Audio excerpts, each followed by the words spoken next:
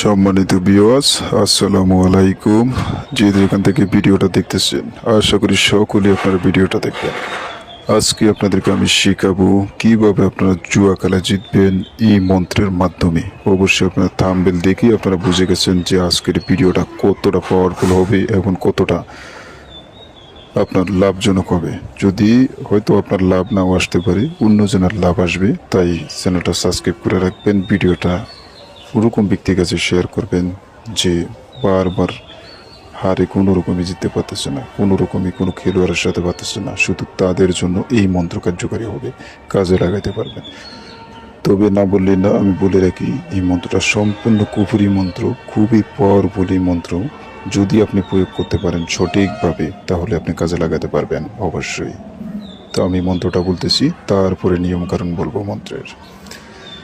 এই মন্ত্রটা হচ্ছে কেখি রক্তে দবুরু পাক জিন্নাদনি চতেস্য দানীয় মুত্তাতে হিষ্টি বালককে পাত্রম।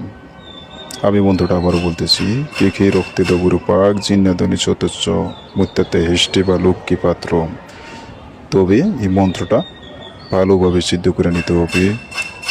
পবিত্র দিনে শুক্রবারে আপনার এই মন্ত্রটা আপনি সাদা কাগজের উপরে লিখবেন, মেশকুজ আপনার ভালো কালি, পবিত্র কালি দেয়া মেশকো জাফরান কালি দিয়ে লেখার পরে রূপার মাদলিতে পরে ডাইন হাতে আপনি বাজুতে ব্যবহার করবেন।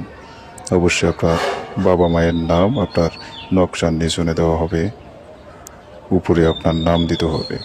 তারপরে আপনি নকশা তাবিজের উপর অঙ্কন করবেন।